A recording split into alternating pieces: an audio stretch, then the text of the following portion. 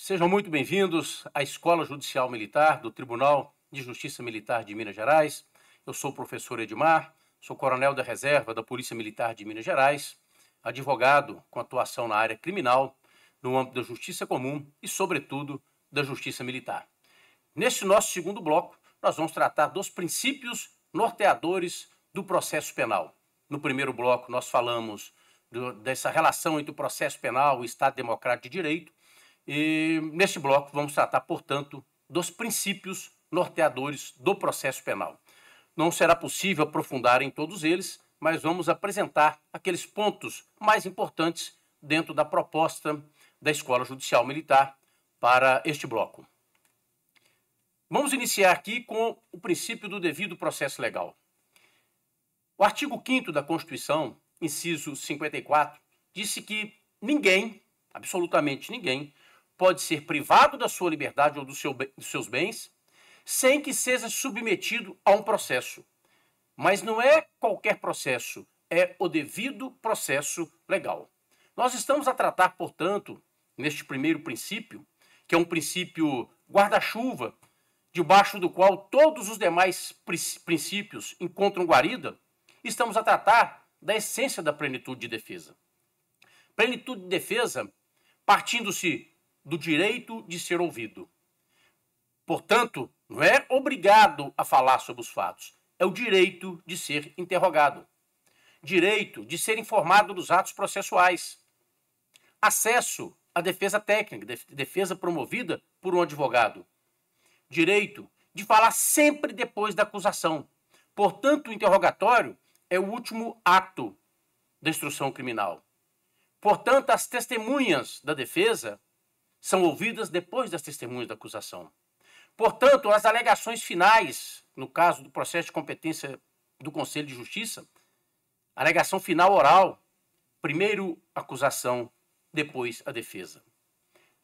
Também, dentro dessa construção de plenitude de defesa, é direito ser julgado perante o juízo competente. Nós vamos tratar, no próximo bloco, da competência da justiça militar. Mas vejam que nós estamos discutindo não o direito de ser julgado em tal ou qual justiça, mas de ser julgado perante o juízo competente. Direito ao duplo grau de jurisdição. Em se tratando de justiça militar estadual, o duplo grau de jurisdição em Minas Gerais, São Paulo e Rio Grande do Sul é exercido pelo Tribunal de Justiça Militar. São os 3 estados que possuem Tribunal de Justiça Militar. Nos demais estados, o duplo grau de jurisdição é exercido, portanto, pelo respectivo Tribunal de Justiça. E direito à imutabilidade da sentença transitada em julgado. Essa imutabilidade da sentença transitada em julgado, é claro que é possível a gente reverter uma sentença, mas não como instrumento da acusação, mas como instrumento exclusivo da defesa. A sentença penal transitada em julgado só pode ser rescindida por meio da revisão criminal. E a revisão criminal, uma ação autônoma, que tramita perante o Tribunal de Justiça, no nosso caso, Tribunal de Justiça Militar, ela só pode ser manejada, portanto, pela defesa, observados os requisitos que são próprios da revisão criminal. E aí nós avançamos para a ampla defesa. A ampla defesa é da essência do processo penal. É o direito que o jurisdicionado, na condição de acusado, na condição de réu, tem de usar de todos os meios admitidos em direito para sustentar sua inocência. É o direito que tem de apresentar provas.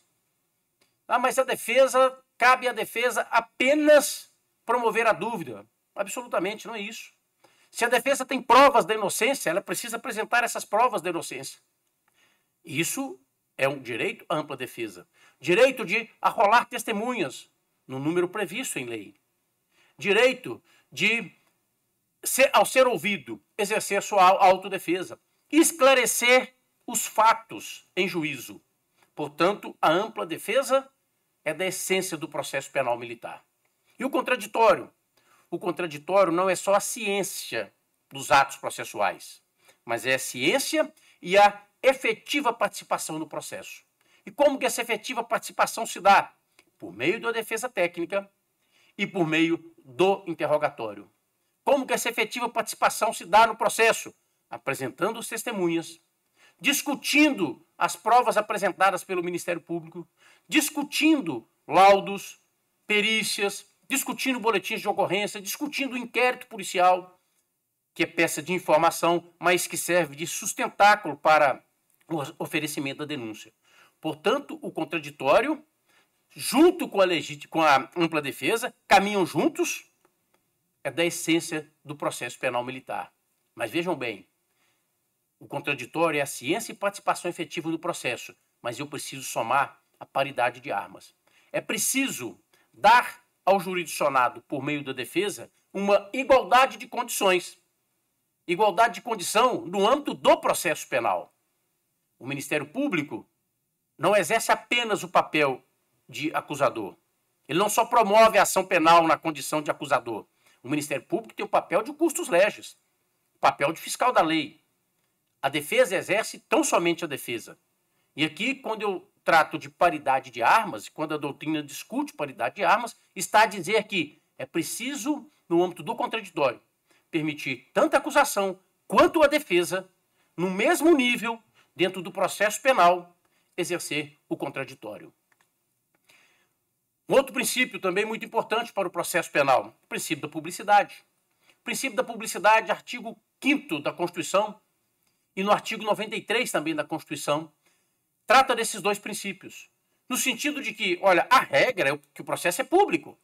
Mas é possível restringir? Sim, é possível. A lei pode restringir a publicidade, mas desde que a defesa da intimidade ou interesse social o exigem. Da mesma forma, no artigo 93, todos os julgamentos dos órgãos do Poder Judiciário são públicos. Mas é possível restringir o acesso às audiências aos advogados, ou às partes, ou apenas aos advogados, desde que a lei assim o permita. Mas a regra é que é público. No processo penal, essa publicidade ela é a mais ampla possível.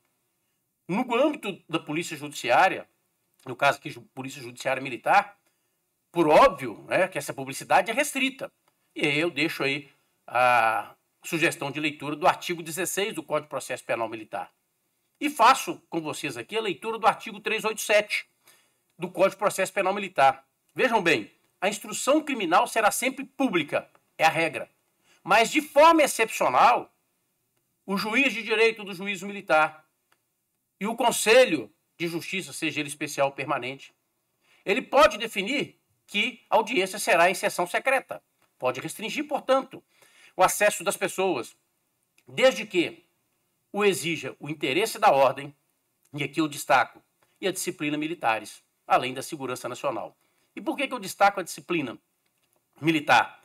Porque nós vamos discutir, em um dos nossos blocos, a aplicação subsidiária do Código de Processo Penal aos processos de competência da Justiça Militar. E lá nós vamos falar da índole do processo penal militar. Vejam que no processo penal comum não existe essa previsão de restrição de acesso, de restrição de presença das pessoas ao local onde ocorre a audiência com base na disciplina. Porque a disciplina, e não só a disciplina militar, é da essência do processo penal militar. Um outro princípio fundamental, indispensável para o processo penal militar, é a inadmissibilidade das provas obtidas por meios ilícitos. Vejam que o Código de Processo Penal Militar não tem um artigo que trata da inadmissibilidade dessas provas obtidas por meios ilícitos.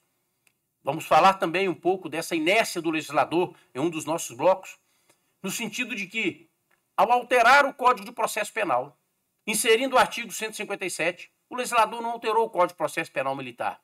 Mas vejam bem, o artigo 5º da Constituição, inciso 56, é muito claro ao dizer que são inadmissíveis no processo as provas obtidas por meios ilícitos. Então, no processo penal militar, com base ou com fundamento, com arrimo na Constituição, claro que não se admite as provas obtidas por meios ilícitos. E aí eu aplico, na sua essência, o artigo 157 do Código de Processo Penal Comum, combinado aí com o artigo 3º-A do Código de Processo Penal Militar. Um outro princípio também Muito importante, o estado ou situação jurídica de inocência. A Constituição, também no seu artigo 5º, replicando, a lógica dos direitos fundamentais, disse que, inciso 57, ninguém será considerado culpado até o trânsito em julgado da sentença penal condenatória. Vejam que nós estamos tratando aqui da condição de culpado. A situação jurídica de inocência não inviabiliza a imposição de medidas cautelares, sejam elas diversas da prisão, do artigo 319 do Código de Processo Penal, ou aquelas típicas da restrição da liberdade, como a prisão temporária, nos crimes comuns, como a prisão preventiva e como a prisão do artigo 18 do Código de Processo Penal Militar, em se tratando de crimes militares próprios. Portanto, o estado ou situação jurídica de inocência não afasta a imposição de medidas cautelares, sejam elas restritivas de direitos ou restritiva da liberdade. Mas impede, enquanto o processo está tramitando, enquanto não há o trânsito em julgado da sentença penal condenatória, o princípio da situação jurídica de inocência impede que alguém seja considerado culpado no âmbito da justiça militar. Um outro princípio, o princípio da não autoincriminação. Muito criticado por alguns este princípio, mas ele é um princípio fundamental para o Estado Democrático de Direito. É um princípio que sustenta direitos, outros direitos fundamentais. Portanto, pelo princípio da não autoincriminação, o jurisdicionado da Justiça Militar tem o direito de ficar calado. E mais do que isso, tem o direito de não produzir prova contrária ao seu interesse. Quando nós tratamos do direito de ficar calado, também nós buscamos amparo na Constituição. O preso será informado dos seus direitos, dentre os quais, são vários direitos do preso, o direito de permanecer calado. E aí o direito de assistência à família, o direito do advogado. Mas para esse nosso tópico, a Constituição assegura o direito ao silêncio. Quando nós tratamos aqui do direito ao silêncio, o STF, os tribunais superiores, também os tribunais estaduais têm assegurado o direito seletivo, o direito ao silêncio seletivo. O que isso significa? Que o réu, o acusado, e também na fase da investigação, tem o direito de selecionar se vai responder todas as perguntas, se vai permanecer em silêncio em relação a todas elas, se vai responder as perguntas apenas do juiz, apenas do Ministério Público ou apenas da defesa, ou quais perguntas ele irá responder. Ao iniciar o interrogatório, o juiz alerta, adverte o réu de que ele não tem obrigação de responder a nenhuma das perguntas. E se ele disser que vai exercer o direito ao silêncio, o interrogatório precisa ser encerrado, sob pena da autoridade que estiver conduzindo o interrogatório cometer crime de abuso de autoridade. Nós vamos tratar disso especificamente no bloco que nós vamos falar do interrogatório. Mas vejam bem, o direito de não produzir prova contrária ao seu interesse. Nós temos a previsão legal da reprodução simulada de fatos. Ele é obrigado a participar? Não, não é obrigado a participar. O que não impede a Polícia Judiciária de conduzir os seus trabalhos para reproduzir os fatos. Ele não é obrigado a participar do ato de reconhecimento. Mas no âmbito da Polícia Judiciária Militar, recebendo ordem para comparecer ao quartel, ele tem de comparecer.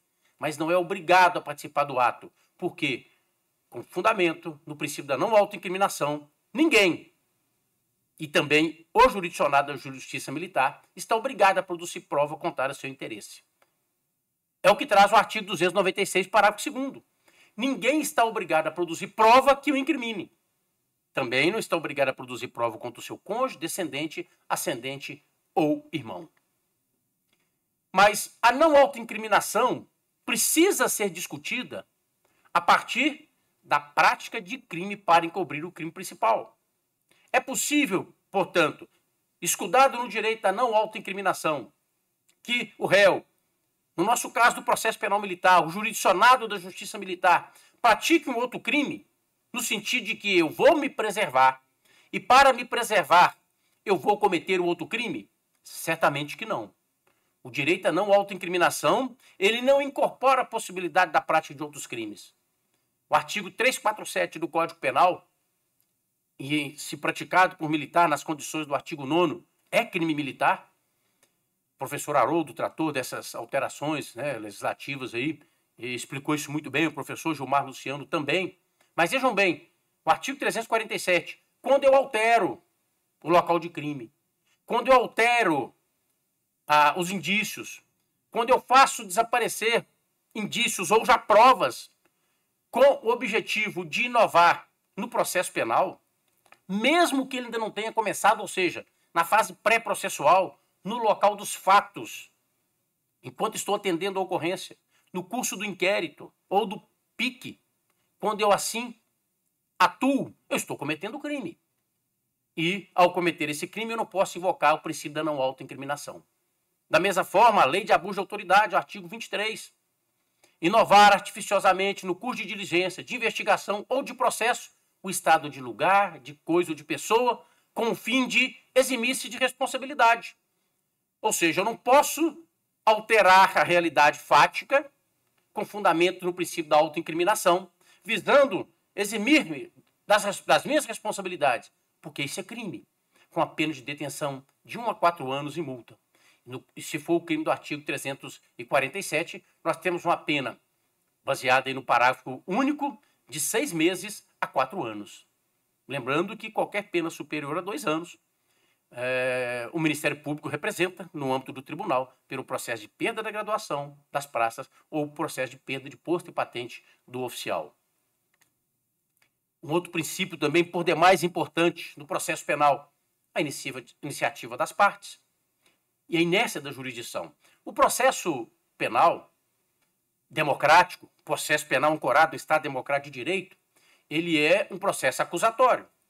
E quando nós tratamos de processo acusatório, nós tratamos com partes. Eu tenho uma parte que promove a acusação. E eu tenho uma parte que defende essa pessoa que é acusada. E eu tenho uma que não é parte, né? Eu tenho, então, um juiz que decide, quer seja o juiz togado, de forma singular, quer seja o Conselho de Justiça. Portanto, a jurisdição, ela é inerte, ela precisa ser provocada. E ela é provocada por quem? No âmbito do processo penal militar, cabe ao Ministério Público, artigo 129, inciso 1 da Constituição, promover privativamente a ação penal pública na forma da lei. Artigo 29, os crimes militares são de ação penal pública, incondicionada. Nós temos algumas exceções que a própria lei, o próprio Código de Processo Penal, estabelece condição de procedibilidade da ação penal militar, mas a regra é que ela é de ação penal pública incondicionada. Comporta ação penal privada? Sim, é subsidiária da pública, e nós vamos tratar disso num bloco específico. Vejam bem, dentro da iniciativa das partes, nós precisamos discutir o artigo 347-B do Código de Processo Penal Militar. Por quê? Porque nasce aqui a discussão da possibilidade do juiz, mesmo diante do pedido de absolvição do Ministério Público, mesmo diante do Ministério Público tendo oferecido a denúncia, instruído todo o processo, produzido as provas, e ao final o Ministério Público conclui, olha, se no primeiro momento, para o oferecimento da denúncia, eu tinha elementos, provas indiciárias, elementos indiciários que me permitiam, de fato, submeter o jurisdicionado da Justiça Militar a um processo criminal, ao final deste processo, eu estou convicto que não há crime. Portanto, eu estou pugnando pela absolvição. Nos termos do artigo 437-B, é possível ao juiz ainda assim condenar. Assim como o artigo 385 do Código de Processo Penal Comum.